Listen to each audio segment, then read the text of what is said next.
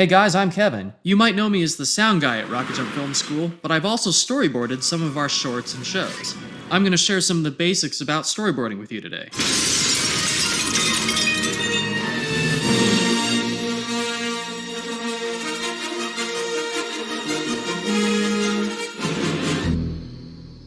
Storyboards are illustrations that represent the shots that will ultimately make up a movie.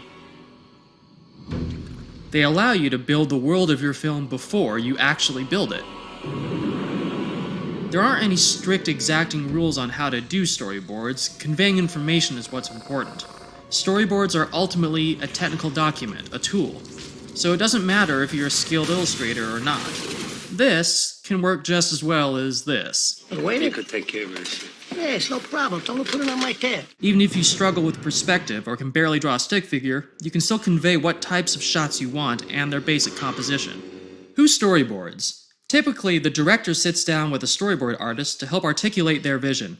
However, it's not uncommon for cinematographers and production designers to join in the process as well. At Rocket Jump, I usually meet with the director and produce rough thumbnail sketches that summarize the important information in each panel, and then afterward I'll fill in the details on my own, meeting with the director once again after completing the panels to make sure everything works. We'll then share the completed panels with the rest of the team.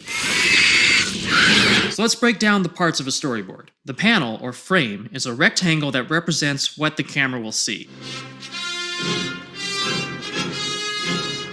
Panels come in a bunch of different shapes. Pick a panel shape that matches your shooting aspect ratio. Square, widescreen, really widescreen. A person drawn really small in the panel is a wide or establishing shot.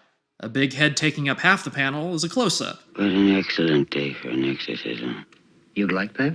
Deciding where you put the person in your frame is the basis of your composition. This may seem really basic, but this has a huge impact on how you prepare for your shoot. These illustrations give your cinematographer a starting point. Things like camera angles, lighting, depth of field, the whole gamut of decisions can be informed by the storyboards. It's also a great way to decide what you'll need out of your locations. Do you really need a giant bottomless pit? Or can you get away with one visual effects wide shot and then cover the rest in tighter shots?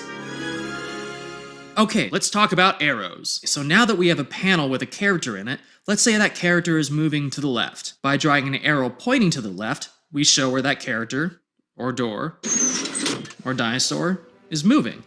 There's no real rule to drawing arrows, and everyone has their own personal style, but what's important is that your arrows are easy to read and make sense. Here's some examples of arrows. Arrows for characters moving towards camera. Arrows for characters moving away from camera. This character's kneeling down, and this character's head is falling off. Arrows within the panel usually mean a subject is moving in the shot. Arrows around the edges usually imply some sort of camera movement. So here, the raptor lunges right, and the camera pans left. Now let's talk about camera movement. Camera movement arrows also aren't really standardized, but let's go over some common ways camera movement is illustrated.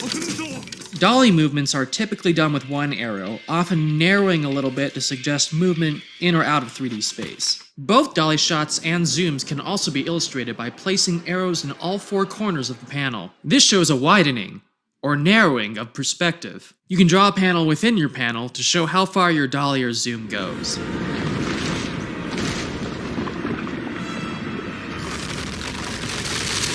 Clearly conveying information is key, so it's better to over-explain than to confuse people.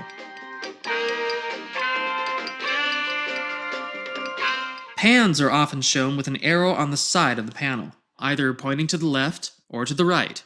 Tilts up and down are done much the same way, except with the arrows at the top or bottom of the panel. You can also elongate the panel to fit the entire shot in a single drawing. Since this can get a little confusing, it's okay to make a note indicating whether or not the shot is tracking versus panning or dollying versus zooming, because arrows are often used the same way in both instances. You can make your notes beside the panel or in the arrow itself. Sometimes you'll need more than one drawing to illustrate what's happening in a single shot, especially if it's a really complicated action or camera movement. When you take panels with angle, composition, on-screen movement, and camera movement, and then combine these panels into a sequence, you have the foundation of your movie.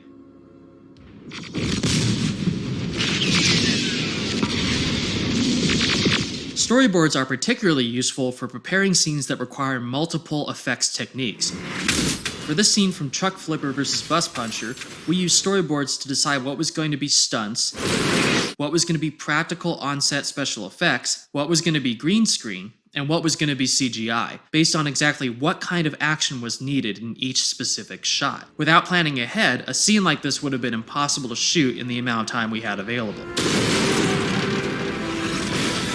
Storyboards are typically created based off a completed script, but if you're doing a story that's extremely visual, storyboards essentially can be your script, like with Mad Max Fury Road. Since it's such a visual film, the beats were more effectively planned out with pictures than with text on a page. While this is an extreme example, this holds true for preparing all visually complex scenes.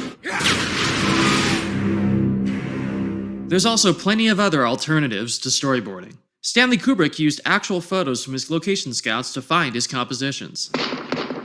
It's also worth mentioning that filmmakers who've adapted comics and graphic novels often use the original artwork essentially as storyboards for the final film.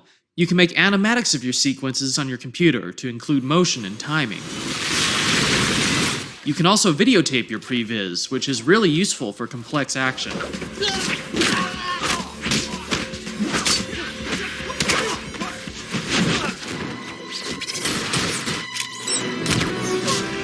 You don't need the actual set, costumes, or magical flying speeder bikes to test out your ideas. In the original Star Wars, George Lucas used real World War II documentary footage to help pre-visualize the space battles. Here they come!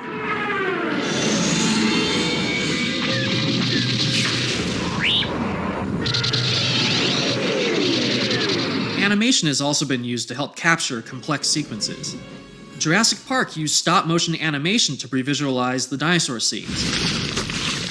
When the decision was made to use CGI in the final film, they'd already planned ahead in painstaking detail and knew exactly what specific movements the CGI was going to need to be able to do.